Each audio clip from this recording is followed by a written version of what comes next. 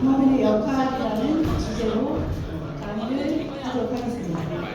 강사님은 현재 한국임업진흥원사 임원들의 소득 증대와 임산을 공급을 부가가치 창출, 진흥 임업진흥 활성화를 위해서는 최무열 원장님께서 수고해 주시겠습니다. 와주신 어린이들 와주신 원장님께 큰 박수 부탁드리도록 하겠습니다.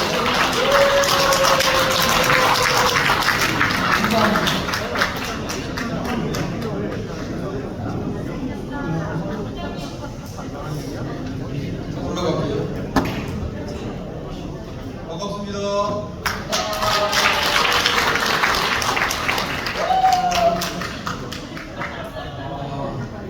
잘못 들어보고 야유 같기도 하고. 하여튼 낯익은 분들이 많고 반가운 분들 봐서 뵈서 저도 기분이 좋습니다. 제가 사실은 이제 오늘 여기 올 상황이 아닌데 우리 홍보협력실장님께서 여기를 가는 게 좋겠다고 해서 사실은 이제 왔어요. 여러분들이 여기 많이 계신다고 왔는데 그 과정이 내가 보니까 스타트 산림 경영 심화 과정 여러분들 사실 이거 한 번 듣는 거 아니죠? 저도 교육을 집에 가면요 교육 수료증이 거짓말을 안 못해보자 허리까지 올라오거든요. 정말입니다. 한 20년 저 다니면서 받은 교육증이 허리까지 올라와요. 근데 이제 가보면 공통점이 교육받으러 가보면 다 그 사람이에요. 여러분들도 여기서 만나고 거기서 만나고 그러죠? 이걸 뭐라 그러지 아세요? 전문용어로? 교육 중독이라고 그러죠. 근데 중요한 건 저는 원칙이 배움은 끝이 사실은 없고 숨 떨어질 때까지 저는 배워야지 된다고 생각하는 사람 중에 한 사람입니다. 두 번째는 제가 알고 있는 지식이 절대적이지 않다라는 것을 저는 늘 인정을 합니다. 오늘도 제가 드리는 말씀이 이게 정답이라고 보시면 안 돼요. 제가 생각할 때는 이렇습니다 라고 제가 말씀드리는 것이지 이게 꼭 정답은 아닙니다. 다만 이러한 내용들을 배경으로 해서 여기에서 여러분들이 그 답을 찾아가는 것이 교육의 진정한 의미다라고 저는 이렇게 생각을 합니다. 또 오늘 이제 제가 드리는 이 말씀 중에 수치가 조금 여러분들이 알고 있는 것과 다를 수도 있어요. 꼭 이해하시고 발표한 기관이나 연구기관 따라서 그 내용이 조금씩 다릅니다. 그러니까 그렇게 이해를 하시면 될 것 같습니다. 최소한 좀 보고 할게요.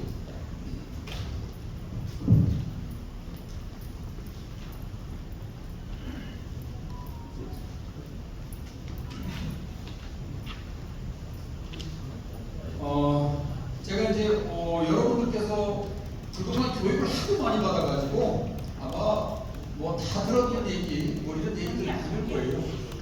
그러나 우리 임업계에 있는 분들, 산촌에 있는 분들은 반드시 좀 알았으면 좋겠다 하는 내용을 이제 좀 앞에 하는 거고요.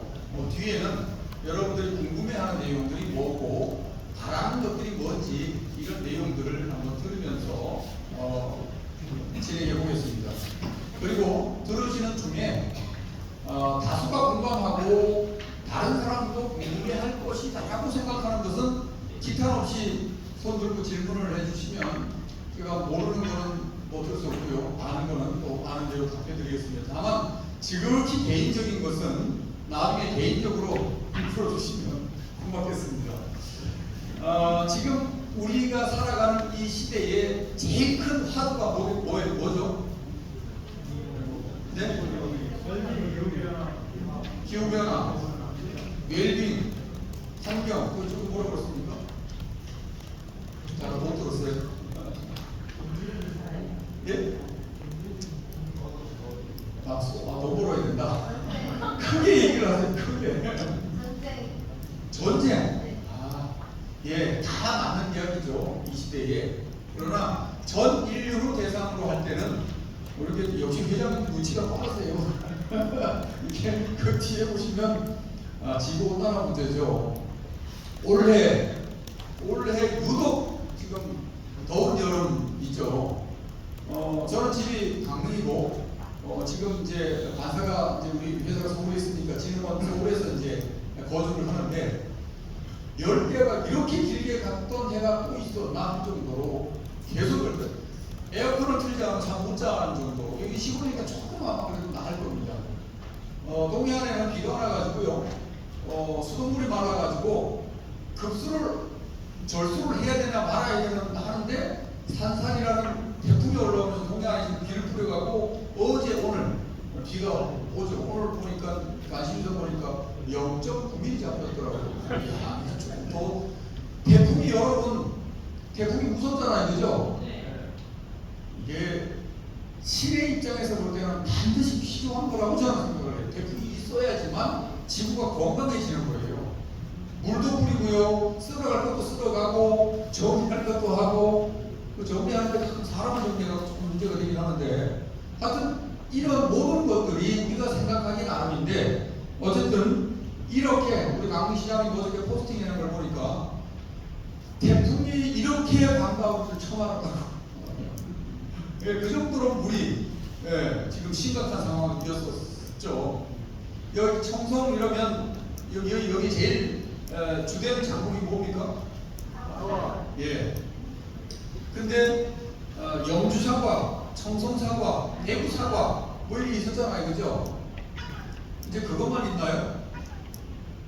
사과가 어디까지 올라갔냐 아세요? 예, 맞습니다. 양구 뻗치고 철원까지 올라갔어요. 사과가. 예. 기후가 그만큼 변했다는 거예요. 인삼 재배가 풍기가 적기였는데 지금 그것도 똑같이 따라 올라갔습니다. 제주도에서만 재배가 됐던 감귤이 전라남도에다 상륙을 해서 다 재배를 하고 있죠. 네. 동해안에 한대성 어류인 명태가 사라진 지가 오래됐고요. 동해안에 여러분 뉴스 보다가 상어 출현했다는 얘기 들어보셨나요? 네. 예. 동해안에 상어가 출현해서 피서객들이 바닷물에 안 들어가요. 해파리도 많이 생겼고 외부하니 참다랑어, 참치가 근해로 들어온 거예요. 동해까지 올라왔어요. 그거 잡아먹으려고 상어가 따라 올라온 거예요. 그러니까 이제 연안해까지 이제 상어가 출몰하게 돼요. 현실이에요. 우리 아들이 올해 이렇게 친구들이 와서 동해에 들어가서 수경을 쓰고 봤더니 물 속에 열대어가 있더라고요. 서울이 26도 이상, 원래 보통 21도, 22도거든요. 여름 한여름에 26도까지 올라가니까 이제는 남해상 오류는 다 위로 물러가고 그러면서 하나 생긴 현상이 여러분 여기 이제 바닷가 가까우니 다 아시죠? 바닷물이 이렇게 볼 때는 잔잔한데 그냥 있는 게 아니죠. 그 속에 여기에 있는 철의 물보다 빨리 흐르는 물길이 있는 거 여러분들 아시죠? 물길이 어마어마하게 바뀌어서 강릉 앞바다 경포대에서 제가 어릴 때 백사장에서 출근을 했거든요. 그만큼 넓었는데 도로 밑에까지 모래를 다 파버렸어요. 그럼 그 모래가 어디 갔느냐? 속초 해변에 가서 쌓아놔가지고 그걸 막대한 예산을 들여갖고 동부차를 거꾸로 실어다 붓고 좀 난립니다 지금. 이런 현상들이 우리가 지금 겪고 있는 현상이에요. 눈에 보이는 거. 여러분 강릉이라는 동네가 대구 날씨하고 같아요. 거기에 남이 살고 대남과 살고 남천이나 이런 열대 이제 이쪽 남대쪽 이제 더운데 사는 친구들 강릉에 다 살아요. 동해는 못 살고 양양에는 못 살고 강릉에는 다 삽니다.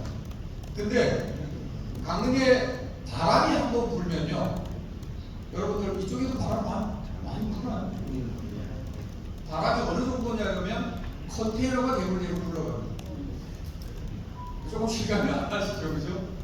그 정도로 유로폼이라고 공사하시는 분들 왜 1m 26벽짜리 이게 어떤 해나 종이장처럼 날아다니는 정도예요. 바람 불 때 그 정도예요. 강릉의 건축은 그 바람을 들어가지 못하도록 짓는 게 건축 기술이고요. 두 번째, 눈이 얼마큼 오는지 아세요? 눈이 안 오는 애는 한 방울도 안 오고요. 오는 애 2014년도 소치 올림픽 때 강릉에 눈이 얼마큼 온지 아세요? 여러분들은 다 잊어버리셨죠, 그죠? 전국의 방송을 다 해도 다 잊어버리셨어요. 근데 강릉에서 경험했던 저는 안 잊어버려요. 강릉, 우리 농장이 해발 900m거든요. 우리 농장의 눈 높이가 2m 42cm 왔습니다.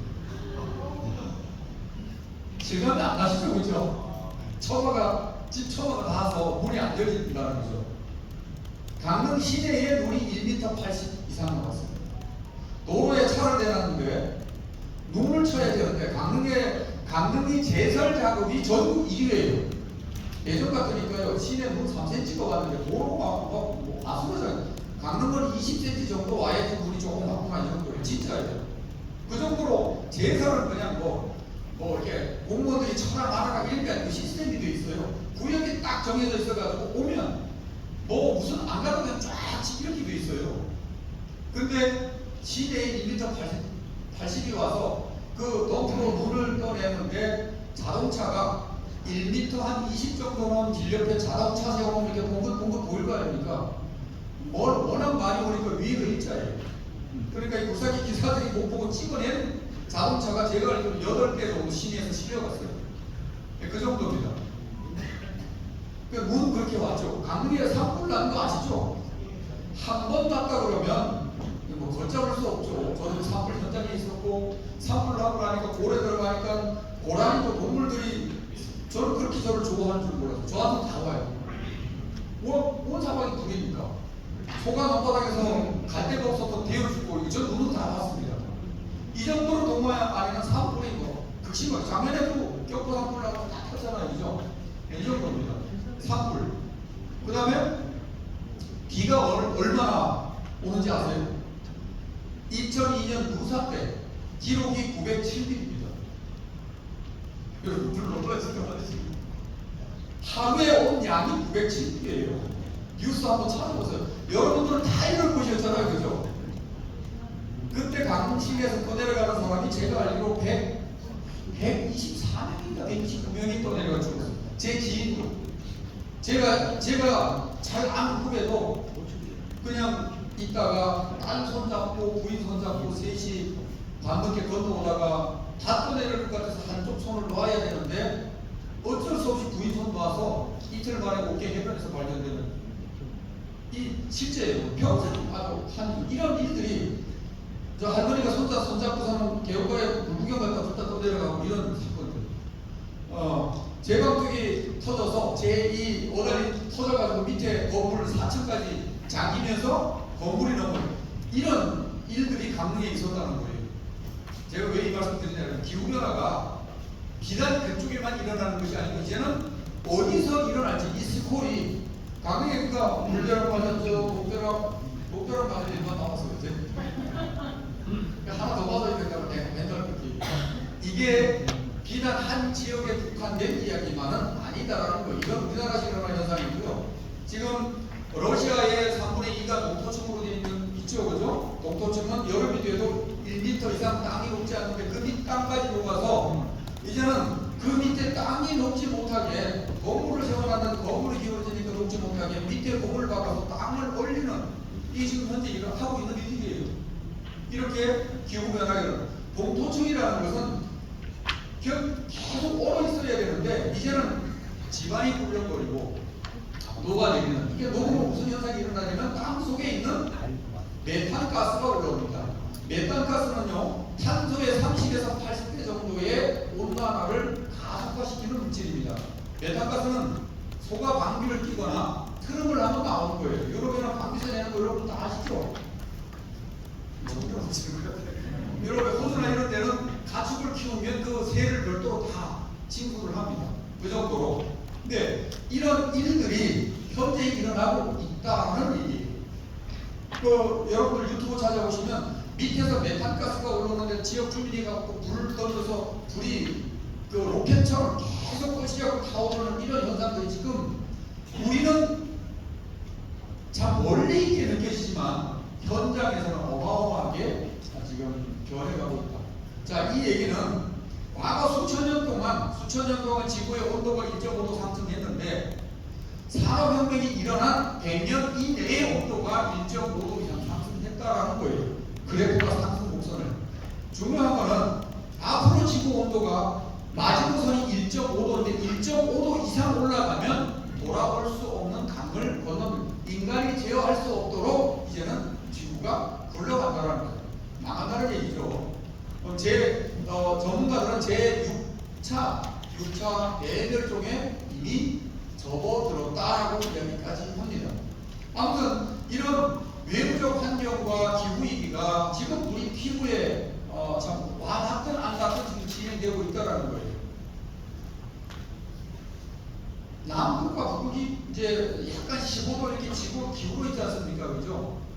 제가 공부를 하다 보니까 기울어서 똑바로 있는 게 아니고 이 축이 조금씩 움직이더라고요. 그 지구도 돌아가면서 움직여요. 북극의 얼음층은 보통 3m에서 10m 정도. 북극은 바다죠, 바다. 바다가 얼어서 북극을 이루고 있고 남극은 대륙입니다. 중국처럼. 저런 대륙인데 그 남극에 수천 년 동안 물이 와서 쌓여서 얼음이 되어 있는 얼음층이 얇게는 1km, 1000m, 깊은 데는 4000m까지 되는데 그 물량이 얼마큼 되느냐? 물량이 아까 제가 해수면 온도 얘기했잖아요, 그죠? 제일 작게 얘기하는 학자가 55m예요. 해수면이 올라가면 55m. 이제 올라가든 말든 나하고 관계가 없으니까 그렇죠? 여기 정성은 상봉되기 때문에 뭔 소리를 하는 거예요? 올라가든 말든 이렇습니다. 지구의 인구가 지금 약 80억 명 정도 되죠. 80억 명 넘었지만 83억 명 정도 된다 그래요. 80억 명 넘었는데 지구가 가지고 있는 농사를 지을 수 있는 토지에서 생산되는 곡물량이 지금 인구하고 생산되는 양하고 지금 적정 수준이라고 학자들은 이야기를 합니다. 자, 지구의 온난화가 1.5도 올라가면 지구가 더 멸망한다고 하는데 이걸 한두 사람이 이야기하는 것이 아니고 이렇게 이야기하는 지구의 수천 명의 학자들이 이구동성으로 이야기를 하는 거에 대해서는 조금 귀를 기울여야 되지 않겠어요? 그죠? 뭐 어느 한두 사람의 얘기가 아니기 때문에 이건 이렇게 된다라는 거예요. 자, 그럼 왜 온도가 왜 올라가느냐는 거예요. 왜 올라가느냐? 우리가 숨쉬는 이 공기 중에 산소가 몇 퍼센트 혹시 아세요? 20%. 여기는 다 우등생들만 예, 보통 21에서 22라고 얘기를 하죠, 그렇죠? 그래서 그 나머지 뭐 프레온 가스는 한 6% 정도 되고 나머지는 탄소죠, 그렇죠? 탄소입니다. 그러면 공기 중에 떠다니는 탄소량이 지금 현재 420에서 460 ppm 정도 되죠. 서울의 승북과 망원 이런 데는 좀 높죠. 탄소량이 높단 말입니다. 이게 점점점 올라가서 500 ppm, 600 ppm 올라간다는 얘기예요. 그렇게 되면 태양에서 비춰지는 열을 지구에서 온실효과가 가두어서 이 속에 있는 온도가 지구의 온도가 점점점 상승한다는 얘기예요. 그렇게 되면 일단은 남극이 녹아내리고 남극이 녹아내리면 아까 말씀드렸지만 55m가 올라가려면 저게 몇 년을 오느냐? 학자들마다 다른데요. 2100에서 130년을 옵니다. 지금 2030년은 아직 한 100년 남았네. 저와 여러분과 그 다음에 우리 자식과 그 자식의 손자까지는 아마 살 것 같아요. 그죠? 아무 문제 없이. 근데 이게 연차적으로 올라가면 중요한 건 지구에서 생산되는 곡물량은 여기는 뭐 아까 사과 이렇게 하지만 목창지대는 해발 10m 이내에 다 존재해요. 해발 10m 이내에 뭐 대략 곡물단지 이런 데는 그러니까 55m면 그거 다 잠긴다는 얘기죠. 서울 시내도 다 절반 이상 잠길 거고요. 강릉이 평균 한 50에서 60m 되는데 강릉 시내도 다 잠길 거고요. 그럼 우리 산으로 올라가겠죠? 청송으로 이사하는 사람도 많겠죠. 네. 그렇게 많은 사람들이 존재할 수 있는 토지의 곡물 생산 토지가 사라진다라는 얘기가 되죠. 자, 왜 제가 이 말씀을 드리느냐? 저와 여러분은 이 지구 온난화에 민감하게 홍보 역할을 해야 되고 이것을 좀 숙지하고 있어야 된다고 제가 생각하는 내용 중에 하나는 지구의 탄소를 높이는 데에 산업혁명이 일어나고 그 산업혁명의 주범은 일으키는 내용은 에너지 생산이에요. 전환이라고 얘기를 하거든요. 에너지 생산. 전기를 생산하는데 약 70%가 소모된다는 거죠. 우리 옛날에 70년대 우리가 이제 헐벗고 몸벗고 이럴 때에 땔감이 뭐였습니까? 전부 다 나무였죠. 근데 그 나무에서 나무가 아닌 걸로 전환된 내용이 뭐예요? 그렇죠. 석유가 들어오기 전에 석탄이 들어왔죠.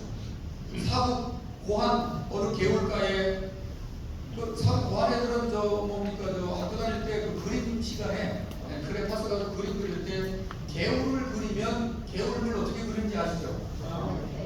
예, 싹 새까맣게 그리는 그 일화가 있었어요.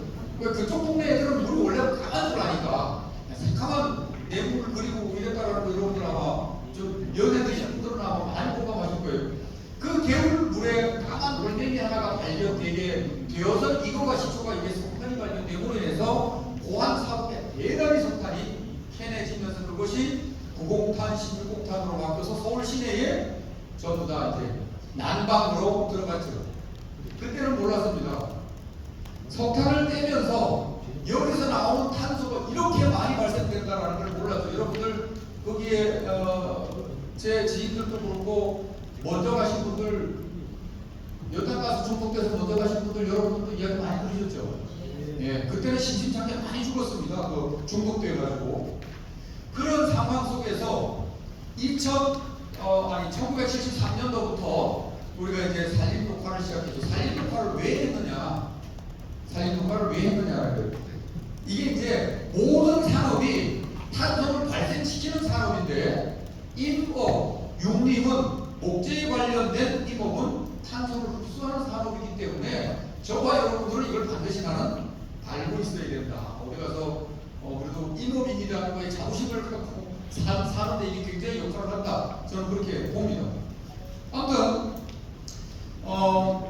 공부를 6.25와 일제강점기를 거치고 6.25를 거치면서 우리나라에 사는 보는 거의 약 80%가 다 황폐했다라는 거 여러분들 아시죠?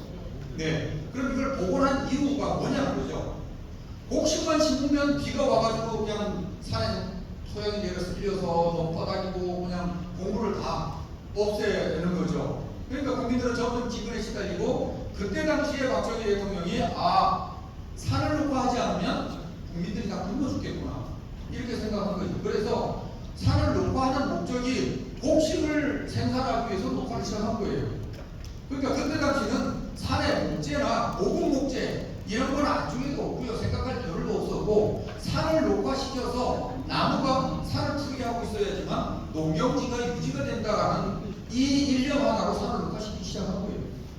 그게 오늘날 저와 여러분이 보고 있는 산입니다.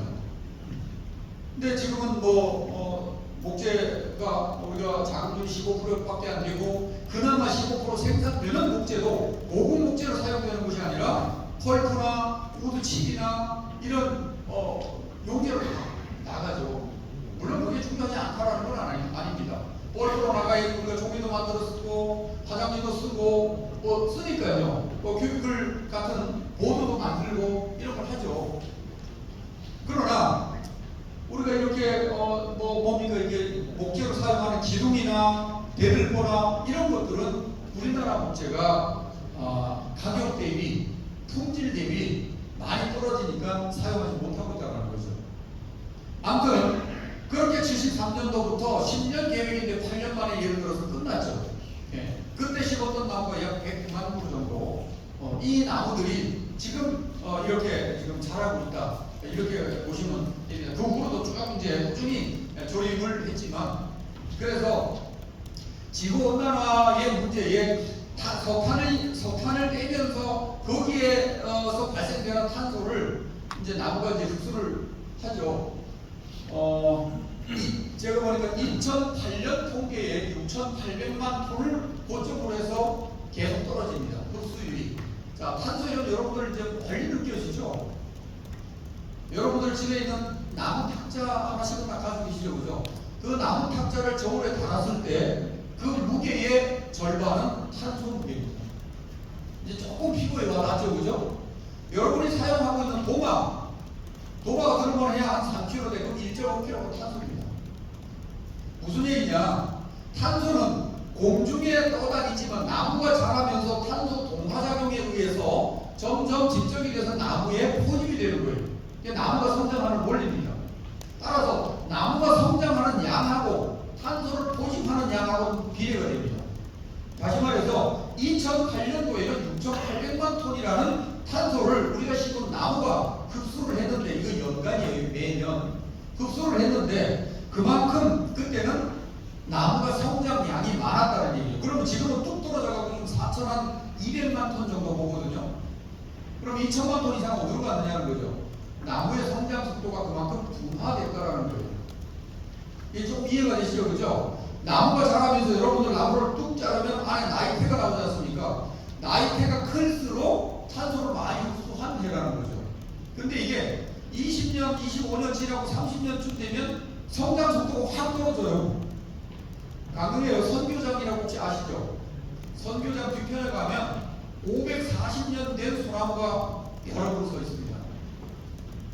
540년 된 소나무나 200년 된 소나무나 굵기 차이가 별로 안 나요.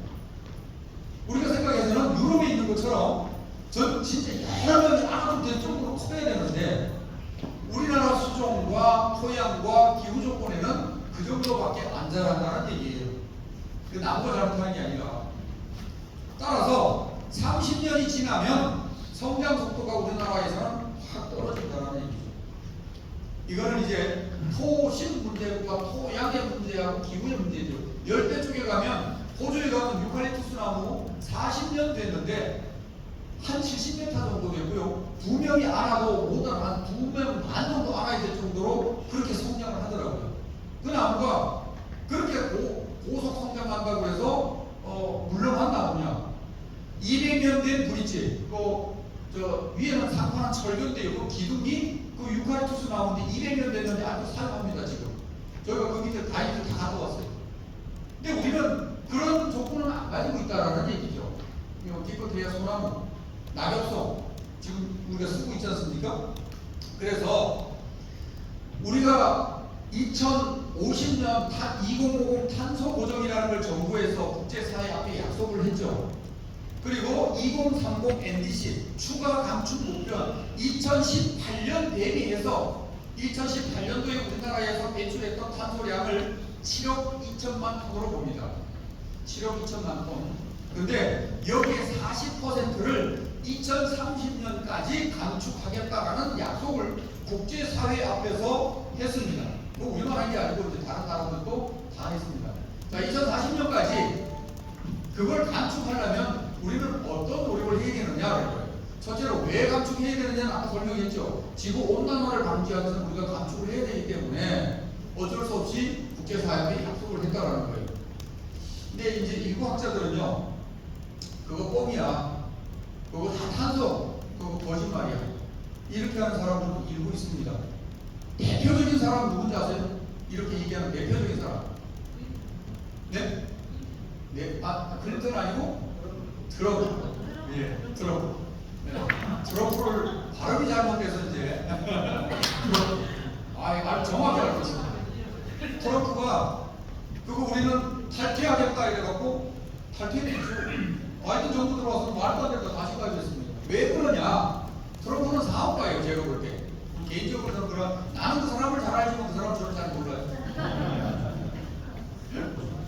여러분들 이렇게 강의를 하는데 앞에서 강의하는 사람이 제일 힘든 때가 언제인지 알아? 네?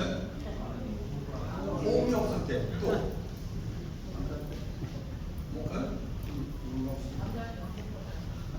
밥 먹고 났을 때, 잠잘 때. 앞에서 강의하는 사람이 제일 힘들 때는요, 아주 젠틀한 신사들이 앞에서 초롱초롱 쳐다보거나 아주 미인들이 아주 이렇게 예쁜 얼굴을 쳐다볼 때 가장 힘들어요. 자꾸 이상했거든요. 오늘 너무 편해요. 문자가 왔는 입니다. 어디 가서 얘기해드리니까 따라 나오면서 내가 그렇게 못생겼냐고 나중에 오늘 여러분들 졸려하는 것 같아서 제가 아이스 브레이크 잠깐 했는데 너무 가슴에 담아두지 마시고 여러분들은 다 젠틀한 분이고 여기 나와 계시는 것만 해도 여러분들은 앞서가는 분들이면 틀림이 없습니다. 아무튼 제 세계에서 탄소를 제일 많이 내뿜는 나라가 어느 나라일까요? 중국. 중국이죠. 트럼프 얘기했던 바로 미국으로 가시면 안 됩니다. 중국입니다. 굉장히 많이 내뿜죠. 두 번째 어디예요? 예, 미국이죠. 세 번째는 예, 인도. 여러분 대단합니다. 네, 이렇습니다. 우리나라는요, 전체 내뿜는 양의 몇 프로나 될까요? 지구에서 내뿜는 탄소가 100이라고 하고 있었는데 우리나라는 몇 프로나 될까요? 아니, 전 세계 나라가 한 200개 넘어요.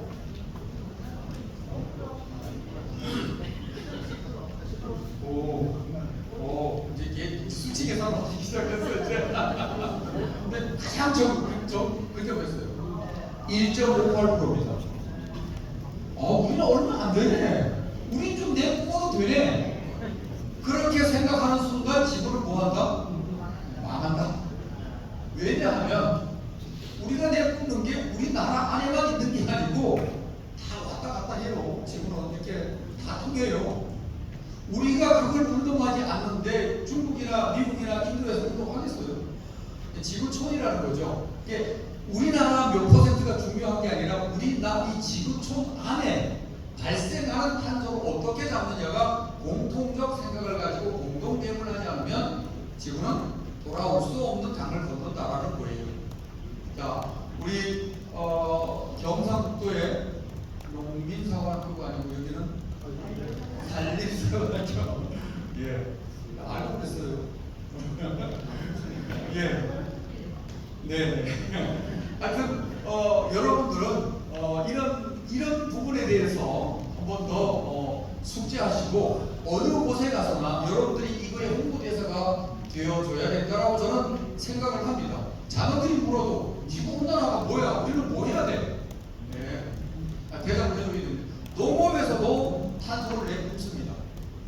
아까 2030년 추가 감축 목표안 안에 각 부서에서 감축 목표안 제시에 제가 그 위원회 가서 다 회의를 해보니 농업이 얼마나 급했는지 농물 줄이기 그 안에 들어서 실수를 하고 그 담당 국회의원한테 그 위원장한테 그 서희가 직사적으로 물고 왔어요. 아무리 그래도 그렇지 농물 줄이면은 풀 올라올 거고 그거 잡으려고 제출대 또 칠 거고 그러면은 탄소가 더 발생되고 이거 그럴 거냐. 그러니까 아무 생각이 없는 거예요. 급하게 간다는 얘기예요. 제가 드린 말씀은 준비되지 않았는데 우리가 받아들여야 되는 현실로 가고 있다. 어느 순간 제가 볼 때는 우리는 원하지 않지만 우리가 감당할 수 없는 일들을 받아들여야 돼요. 예를 들면 전기 생산하는데 탄소가 배출되니까 전기 끊으면 어떡할 거예요? 탄소 발생하시면 끊어야 될 거 아니에요. 예를 들면 그렇다. 이러한 우리가 감당하기 힘든 내용들을 받아들여야만 될 때가 있다는 거예요. 지금 탄소를 줄이는 가장 좋은 방법은 뭔지 아세요? 이건 학자들이 다 얘기하는 내용이에요. 예, 좋습니다. 제가 원하는 답은 그게 아니고 워킹 스토리. 산업 중단, 운행 중단, 전기 생산 중단, 모든 것들 발전을 중단시키면 지구는 산다라는 거예요. 근데 이 좋은 세상에 천국을 맛봤는데 먼 훗날에 있을 얘기를 여러분들 이 희생을 각오할 수 있어요? 그러면 전쟁이 일어나지고 정권 하나씩은 잡아주죠. 예. 이게 우리가 당면하고 있는 현실입니다. 제가 볼 때는요, 너도 알고 나도 알고 다 알고 있지만 배가 이제 우리가 유람선을 타고 가다가 저 밑에가 수천 길 낭떠러지고 물이 떨어지는데도 불구하고 누구 하나 여기서 뛰어내려야 되고 누구 하나 이 배를 정지시켜야 되고 누구 하나 이것을 막아야 되는데 그 막을 사람은 내가 볼 때는 어떤 나라도 나는 없다라고 없습니다. 다 같이 내가 당만 떨어질 수밖에 없지 않느냐 인간의 속성이. 여러분 캐나다 소녀가요 17세 툰베리라고 여러분들 유튜브 한번 찾아보세요. 툰베리라는 소녀가 이 환경 운동을 해서 저는 처음에 그 아이를 볼 때 이렇게 생각했습니다. 아, 저거 뭐 그냥 퍼포먼스 정도구나. 여러분들 조금만 들여다보면요, 눈물 없이 보지 못할 정도의 절규가 그 속에 있습니다. 얘가 하는 내용이 이거예요. 지금 기성세대에게 이 산업혁명과 발전을 시키면서 이렇게 다 발전을 시켜서 당신들은 다 누리고, 우리가 기성세대가 되고 우리 자녀가 기성세대가 되는 이때는 망하는 지구를 물려주느냐, 이거 어떡할 거냐. 이게 그거 아이가 외치는 절규예요. 전 세계의 반향을 일으키고 돌고 있습니다. 그 아이 지금 이제 한 20세 넘었겠죠. 예, 이게 절규입니다. 그래서 우리가 하고 있는 이러한 일들이 당장 눈앞에 지구온난화 때문에 거꾸리 하나씩 사라진데, 이래도 아마 내건물 아니면 크게 관심을 안 줄 거예요. 나는 아니겠지, 이런 생각들이 있습니다.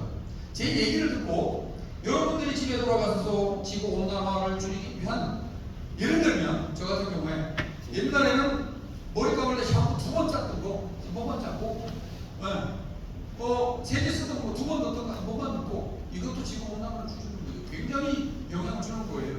종이컵 2번 쓰던 거 한 번 더 쓰고, 이런 일들이 사실은 작은 거리 걸어다니고, 엘리베이터 4-5천 걸어다니고, 이게 전부 다 우리가 행동을 옮길 수 있는 내용들. 저는 그걸 하자라고 운동을 하는 게 아니라 지금 현 상황이 이렇다라고 하는 거예요. 결론은 제가 그쪽으로 가는 게 아니고요. 지구온난화가 이렇게 하고 있는데, 그럼 나무는, 지금 우리가 보고 있는 나무는요, 나이가 70세가 넘었습니다. 70%가 동일 나이가 넘었습니다. 약 80% 정도 돼요. 성장 한계점에 다다른 나무가 우리가 보고 있는 나무의 80% 정도 된다는 거예요. 우리 산에 존재하는 게. 그러면 자, 어떻게 하면 되나? 이게 지금 제가 갖고 있는 전부 탄소 저장고지 않습니까? 나무를 베어서 이 나무를 가구를 쓰든 목재 집을 짓든, 이 나무가 존재하는 한 이 나무는 탄소 창고입니다. 지금 사용하고 있는 나무를 전 세계적으로 100만 도 사용해도 흩어져 있는 공중에 되어 있는 이 탄소를 그만큼 포집하는 거예요. 지금 캐나다에요, 1000m 밑에다가 학교 운동장만한 탄소 포집기를 만들었습니다. 그 공중에 있는 탄소를 빨아들여서 그 속에다 넣는데, 그렇게 방대한 양에다가 얼마큼 넣는지 아세요? 제가 보니까 연간 9톤이에요. 너무 작다는 얘기죠. 9만 톤 된다 이런 건 몰라요. 9톤이에요. 탄소 포집 기술도 지금은 어려워요. 탄소를 그냥 잡아다가 땅 속에 넣으면 땅 속에 스며들어서 그 속에 존재하고 있는 거예요. 땅 속에 그냥 들어가 있는 거죠. 못 나오게. 이런 기술들. 근데 우리 나무는 자연적으로 잡아다가 이 속에 가지고 있는 이런 내용들이. 그러면 우리나라에 지금 나무 목재 자급률이 몇 프로인지 아시죠? 아까 말씀드렸죠. 100개가 1년에 필요한데 15개 정도, 14.9% 정도가 우리가 자급입니다. 그럼 85개는 수입합니다. 제가 여러분들께 말씀드릴게요. 우리 목재 벤다고 여러분들 매스컴에서도 보고 부정적 보도 많이 보시죠? 제가 그분들한테 제가 공개적으로 저는 이제 했죠. 당신들은 휘지 않습니까? 종이는 않습니까? 우리가 입고 있는 이 옷의 70%가 플라스틱인 거 여러분들 봤어요? 제가 입고 있는 옷도 다 플라스틱이에요. 지하적으로 끌어올려서 다 정리하고 셀러로 추출해서 옷 만드는 거예요. 그럼에도 불구하고 집에 가구나 이 모든 것들을 나무로 쓰면서도 나무 벤다고 난리를 치면, 자, 우리나라 나무는 베지 말고 외국의 나무는 배워도 된다라는 논리가 성립되는데 그건 말이 되는 거예요? 안 되죠. 우리나라 탄소는 그 나라로 안 가고 그 나라 끼리 안 옵니까? 그럼 말이 안 되는 거. 탄소 수입하는 거예요. 그 탄소 덩어리. 그럼 우리나라에서 자급률을 얼마만큼 올리는 게 중요하다는 얘기예요. 순환 경영을 일본이 18%까지 떨어졌다가 지금 45% 회복했습니다. 일본의 산림이 2,460만 헥타르예요. 우리가 630만 헥타르니까 우리보다 4배 많죠, 그죠?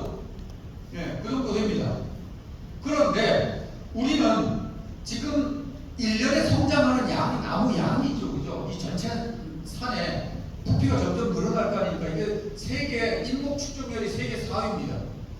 이렇게 성공한 나라가 없어서 우리가 독일이고 스웨덴이고 공부하러 나갔던 석학들이 이제는 개도국에서 전부 다 산림 공부하러 우리나라에 들어와서 석사, 박사를 따가지고 나가는 수출국이 됐어요.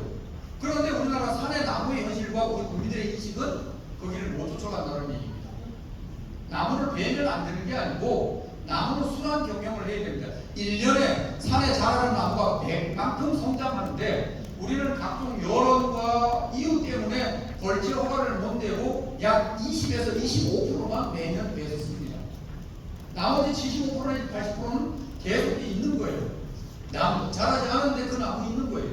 제가 주장하고 얘기하는 것은 세계 75%만 배했으면 우리가 45% 달성을 합니다. 목재 자본율. 무슨 얘기인지 아시죠? 여론 때문에 못 배는 거예요. 여러분, 지금 살림에 대한 이슈는 뭘까요? 벌채가 아니고 우리 벌채라는 단어를 쓰지 않고 수학이라는 단어를 좀 썼으면 좋겠다라는 거예요. 제가 왜 수학이라는 단어를 쓰냐면 제가 소개했어요. 여기 혹시 산 가지고 계신 분 계실까요? 산 소유하신 분? 예. 자, 보세요. 아까 우리 회장님이 도시에 살다가 퇴임을 하고 시골로 왔습니다. 시골에 와서 옥수수를 너무 좋아해서 마을 들어오는 어귀에 땅이 마치 많아서 500평짜리 땅을 하나 샀습니다. 밭을. 거기다가 옥수수를 심었어요. 옥수수를 심는 목적은 뭐예요? 옥수수 따먹으려고 심는 거죠. 뭐 어려운 질문도 아닌데 그런데 8월달 돼서 옥수수를 따서 수확을 하는데 갑자기 동네 이장님과 주민들이 달려와서 왜 그 옥수수를 따냐고 다짜고짜 항의를 합니다. 우리 회장님 기분이 황당 그 자체겠죠. 이거 뭐지? 이런 거예요. 산주들의 입장이 그렇다는 걸 제가 대변하는 거예요. 우리나라 산은요 240을 약 3분의 1 정도가 나무도 못 베고 풀도 못 뽑게끔 이미 다 모든 존치되는 산들이 정해져 있습니다.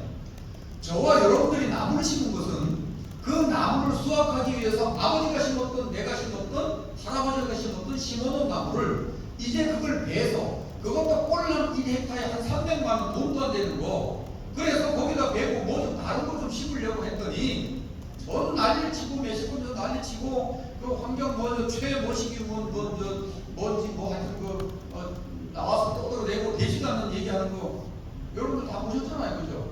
일반 국민들은 어때요? 나무 베는 거 나쁜 거야. 80% 이상이 생각합니다. 여러분들이 저희도 할 겁니다. 이제 이거 이렇게 하지 않으면 이거 엄청난 심각한 상황이 도래되기 때문에 설득하고 홍보하는 역할을 저희 원에서도 할 거예요. 예.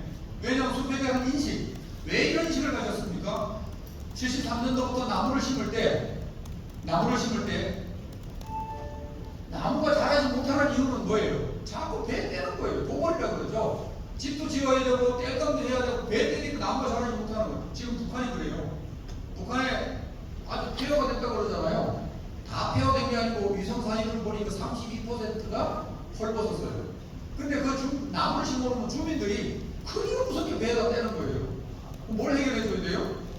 뗄감부터 해결해줘야 그 나무가 살아난다는 거예요. 아무것도 다 배가 떼버리는데 이런 현상이 일어나는 거예요. 우리가 지금 산의 나무를 순환 경영을 해요. 지금 생장량이 다 찬 나무를 베서 펄프로 쓰든 목재로 쓰든 합판을 만들든 쓰고 거기다가 새로운 나무를 심어줘야지만 수족을 심어줘야지만 얘가 다시 탄소를 포집하고 30년 동안 급성장을 하면서 공중에 탄소를 포집할 거 아닙니까? 이렇게 순환 경영이 계속 일어나야 되는데 그게 안 된다라는 거예요. 지금 이대로 가면 2050년까지 지금 있는 산에서 탄소를 흡수하는 것이 1490만 톤 정도밖에 안 됩니다. 우리나라가 2050년도에 탄소 저장 목표가 3,200만 톤이에요. 우리나라가 1년에 탄소를 포집하려고 계획한 게 우리나라에서 2,700만 톤, 해외 조림을 통해서 500만 톤, 이렇게 3,200만 톤을 지금 맞춰놨습니다. 그걸 맞추려면 지금부터 순환 경영을 해야 되는데 그대로 두면 1,500만 톤 이하로 떨어진다. 2050년까지 우리는 지금 약 8억 7억 2천만 톤에서 지금 이거 2018년도 기준이니까 조금 더 올라갔겠죠. 어쨌든 간에 2050년도에는 1억 5,800만 톤으로 줄이겠다는 거예요. 필수 조건으로 내뿜을 수밖에 없는 거 있죠. 농사를 지어야 되니까 쌀 생산하는데도 발생되는 탄소까지 줄이면 쌀이 생산 안 될 거 아닙니까? 이런 것들을 다른 방법으로 포집을 해서 제로로 만들겠다. 그게 탄소 고정이 2050 탄소 고정의 내용이 사실은 그 내용입니다. 아무튼 이러한 내용들 중에 나무에 관련돼서 나무는 우리가 탄소를 저장하는 산업이다. 임업이 그런 거다라는 거죠. 자, 임업 이러면 정의가 뭡니까? 나무가 있는 밑에서 임산물을 재배하는 걸 기본으로 하죠. 물론 밭에다가도 임산물로 적시된 100여 가지 어느 걸 심어도 임업이죠. 임업이죠. 그러나 전통 임업을 우리가 부정할 수는 없어요. 전통 임업이라는 건 뭡니까? 육림이죠, 육림. 이걸 부정할 수는 없죠. 그 밑에서 단기 임산물을 재배하고 이것을 소득으로 연결시키고 하는 이러한 사업들이 이제 완연해서 갈 때에 또 여러분들이 이걸 통해서 소득을 내고자 할 때에 이러한 제가 지금까지 설명드린 이러한 내용들은 다른 사람들한테 얼마든지 얘기할 수가 있죠. 환경을 지키고 후대에게 빌려온 환경을 돌려주는 그것은 뭐 당연한 겁니다. 제가 볼 때는 이모민들이 그 역할을 더 잘하고 있죠.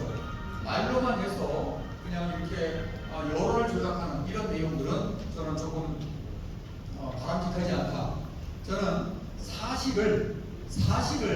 사실대로 전하지 않고 내가 생각하고 있던 목적대로 상대에게 그 생각을 끌어오기 위해서 사실대로 하지 않고 거짓말을 지켜서 이쪽으로 가지고 오는 이러한 언행이나 그런 저는 선동이라고 저는 생각을 합니다. 여러분들 생각은 어떤지 모르겠어요.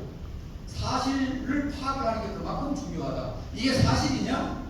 가 중요하잖아요. 우리가 뉴스 보면 여러분들도 뉴스 보면 그 뉴스 다 믿습니까? 저거 진짜야? 무슨 의도야? 이제는 우리 국민들이 이제 옛날하고 달라서 속도해져가지고요. 뭔가 딱 터지면 저것도 왜 그러지? 이제 이 생각 먼저 아시죠? 예, 의도가 뭐지? 마찬가지입니다. 이 탄소에 관련된 이 내용은 하여튼 이 정도로 지금 전개되고 있다 이렇게 보시면 되고요. 우리가 이제 정보를 하나 좀 이제 제가 드리는 차원에서.